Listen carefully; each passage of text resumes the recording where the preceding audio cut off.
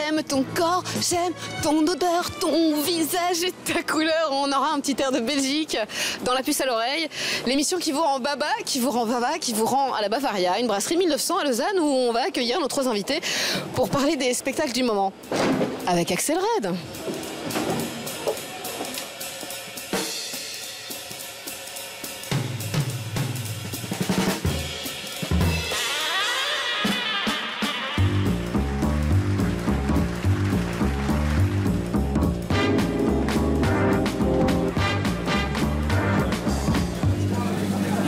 Nous sommes donc à la Bavaria, à Lausanne, une brasserie où l'on vient de loin pour goûter aux langues de bœuf, aux choucroutes, aux bières, aux fondus et aux fameux concerts du jeudi soir. Le lieu idéal pour accueillir une chanteuse flamboyante et flamande, Axel Red, bienvenue. Merci. Vous venez de sortir votre 7e album, Un cœur comme le mien, enregistré dans une église. Pourquoi ? Pour le son. Moins que pour le spiritualisme, mais en fait, en plus, une église à Woodstock, c'est plus une chapelle qu'une église. Aux États-Unis, il y a des studios dans des chapelles. Et il y a des studios dans les chapelles. Mais ce qui est simplement génial, c'est de pouvoir s'isoler pendant. Parce que j'ai un studio à la maison et je peux faire à la limite tout l'album chez moi. D'ailleurs, j'ai fait une grosse partie. Mais à un moment donné, s'isoler avec les musiciens. On va en parler, on va en écouter religieusement un extrait dans un moment. Je vous présente sympathique, Vincent Vaillant. Je vous propose tout de suite de prendre une claque. Oui, le Par premier plaisir, single. la claque, voilà. Le premier single de Un cœur comme le mien d'Axel Red. Une chanson sur la violence conjugale. Pourquoi ce thème ? Parce qu'il y a beaucoup de il y a beaucoup de violence conjugale.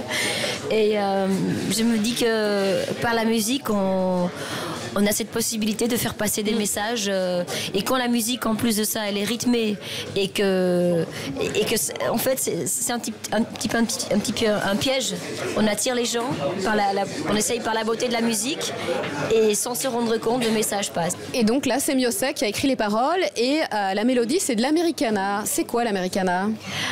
L'americana, c'est une musique qui est roots et c'est un mélange de country, folk, blues. Il y a même un peu de soul dedans. En fait, le groupe qui faisait au départ de l'Americana, c'était le groupe de Band. C'était le groupe qui a électrifié le son de Dylan. Et donc voilà, il y a ce mélange. Ce qui est assez intéressant, je l'ai écouté cet après-midi, ce morceau, c'est que justement si le propos est assez grave, assez important, la forme musicale, du coup, elle est plutôt...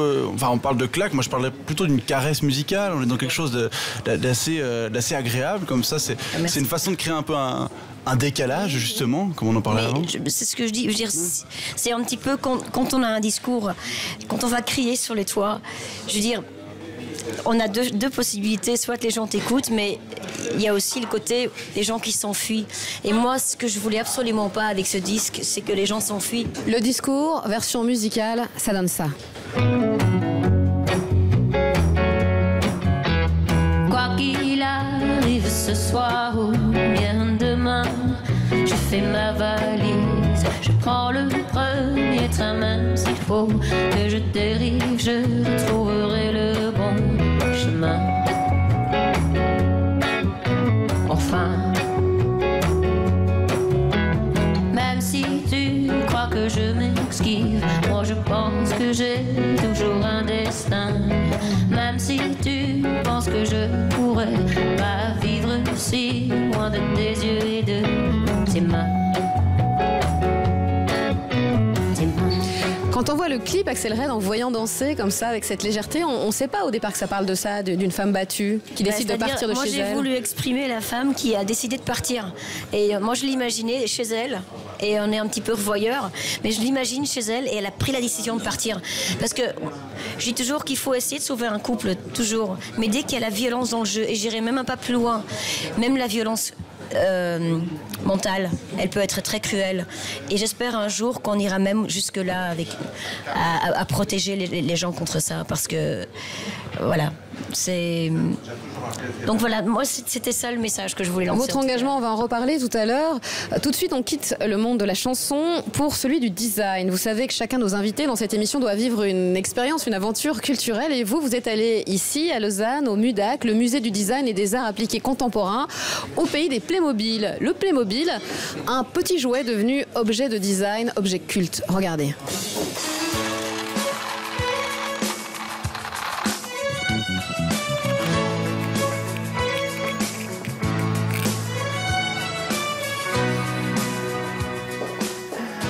Bonjour. Bonjour Axel, bienvenue au MUDAC. Merci. Bonjour monsieur. Ce qui est assez intéressant avec Playmobil, c'est que c'est un objet vraiment un peu au design parfait. C'est pour ça qu'on a souhaité l'accueillir ici au MUDAC. C'est vrai que c'est d'une simplicité extrême. Et ce qui est assez fou dans le monde notamment du jouet, c'est que ça fait 37 ans qu'il n'a pas changé. Il a évolué, mais il n'a pas changé fondamentalement. Les cheveux ont évolué, les vêtements ont évolué, mais le visage, les yeux et la bouche n'ont absolument pas changé. C'est quoi l'idée d'avoir eu ça dans un musée? En fait, c'est vrai que c'est un peu un design parfait, intemporel, un peu le Graal du designer, dans le sens que c'est très épuré, très efficace aussi. C'est un objet qui tient dans la main, comme ça, qui vraiment correspond complètement aux enfants d'hier, d'aujourd'hui, mais aussi de demain. Je peux toucher? Oui.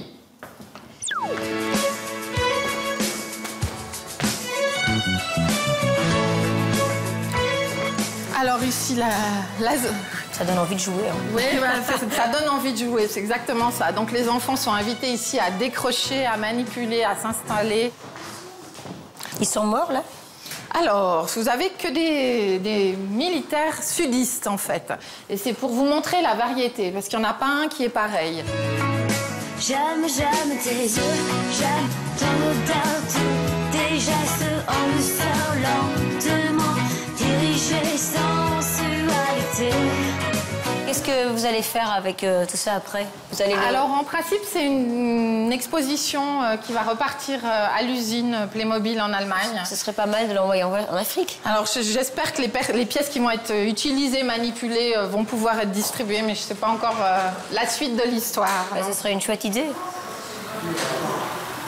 Alors, j'ai invité Michel Rochat, qui est artiste céramiste, et qui nous fait cette proposition. On va rester dans le monde de l'enfance, puisqu'on va travailler avec des décalques.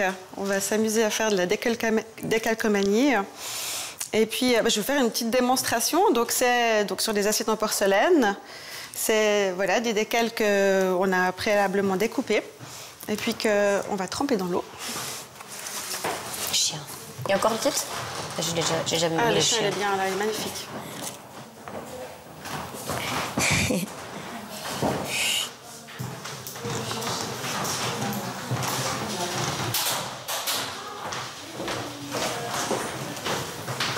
Mais rapide et efficace. Je peux faire une autre? Mais ouais. Oh, super. Oh, c'est bizarre avec une tête pareille, non? Ça va être juste sur le pied. Il y a des ciseaux, hein, on peut découper. Parce que, regarde, si je prends celui-là, ça va pas dessus. Ça va ou pas? Ouais, ça va. Il faut juste pas qu'ils se superposent. Voilà, faut enlever comme ça avec la spatule. J'adore avec ski. Si vous avez 3 filles. Ok. Ta-da-da-da. Et un cerf. C'est le grand-père de Bambi. J'adore. C'est un peu loin, mais sinon je serais revenue avec les enfants. Allez, après cette exposition, un petit bain moussant, Axel, une belge dans la bière, si c'est pas cliché ça comme image. Ouais, je suis déjà très saoulée. Vous avez aimé, c'était ludique cette exposition pour vous? Pas mal la bière. C'était très ludique. D'abord, on se dit, tiens, c'était trop une exposition sur les jouets, mais pourquoi pas, il existe des musées entièrement de jouets. Consacrés aux jouets, musée du jeu ici en Suisse romande, aussi à la Tour de Paix. La première chose que je me suis dit, et je tombe bien avec vous à côté, je me suis dit, mais en fait, à notre époque, le plastique, c'est quand même... Il y a beaucoup de discours quand même sur le côté nocif de trop de plastique dans la société. Donc, il pourrait peut-être réfléchir à changer de matière. Ça vous amuse ou c'est un peu futile pour vous, cet objet de la société de consommation? Pour moi, c'est une découverte. Par contre, j'étais dans ce musée, je trouvais ça très mignon. Et d'un côté, tu dis, c'est vrai qu'il y a encore un petit peu de construction à ce jeu. Mais de l'autre côté, dans un musée, trouver des jouets, en plus, qui ne sont pas pour tout le monde, et il faut se les procurer, donc il faut les acheter. Oui, est-ce que c'est de la culture? C'est vrai que l'objet est beau, Est-ce que c'est de la culture, Benjamin Louis? Et ils sont allés dans le détail et dans le concret, dans le cohérent. Seulement en 93, on peut dire 90 ici. Bien sûr. Seulement en 93, la première femme policier. Alors ça, c'est autre chose. Non, parce qu'il y a, c'est autre chose, effectivement. Il y a très fort, je trouve, quand même, c'est toujours le petit garçon qui est dans les métiers de garçon. Ça, c'est peut-être le regard critique qu'on pourrait apporter au Playmobil. Justement, j'imagine que si... Axel Red, vous vivez vous-même dans une ferme avec une grange qui vous sert de studio d'enregistrement près de Bruxelles. C'est un choix d'épicurienne ou de citoyenne? Les deux. Les deux. Parce qu'on est quand même presque autosuffisant. On mange nos poules, nos vaches. On a un grand potager qu'on a vraiment agrandi pour pouvoir se nourrir une grosse partie de l'année. Maintenant, on vient à la fin des légumes. On a le congélateur. C'est aussi quelque chose que je veux donner à mes enfants. Et puis, je fais du troc avec les voisins. C'est vraiment, vraiment, je trouve ça... Moi, je pense que c'est le futur, quelque part. Je dirais d'avoir un petit... Vincent Veillon. Non, ce retour. Axel Red, vous avez vécu avec un homme politique qui était votre père, conseiller communal libéral à Osselt, votre ville d'origine en Belgique. Ça vous a donné justement le pied à l'étrier, ça vous a mis le pied à l'étrier pour cet engagement que vous avez encore aujourd'hui? Bien que je trouve, j'ai vu de près que mon père était vraiment, il avait les intentions justes, et j'ai vraiment vu de près aussi qu'il s'est jamais enrichi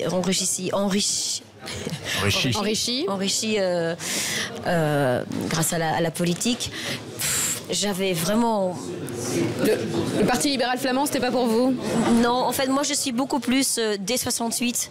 Je dirais que c'est entre libéral et socialiste. C'est la partie en Hollande où la politique de... Mais bon, je suis...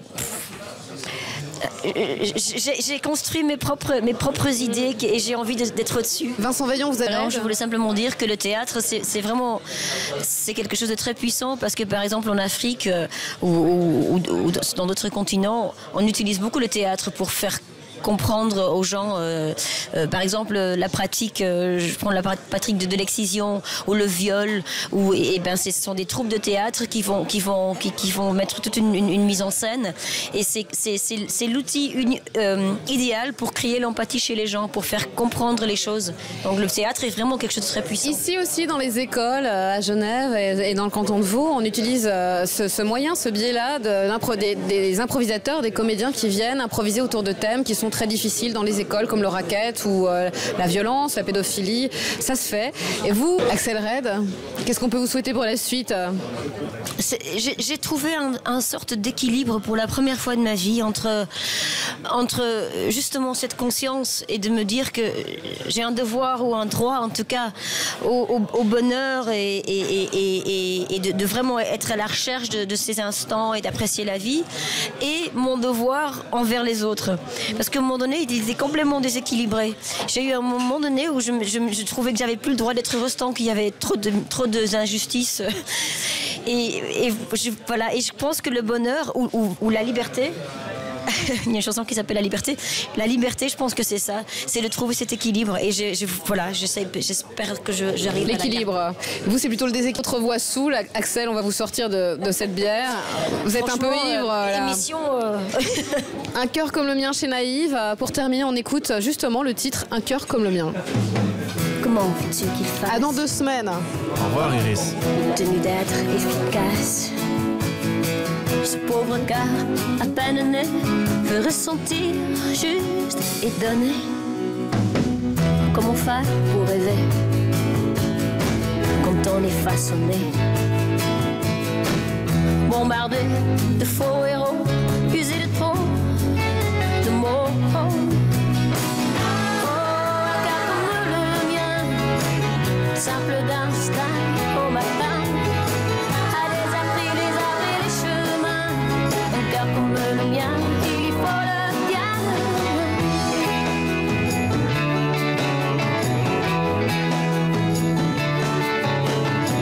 Plus j'avance dans la vie, plus je cours, plus je dévie.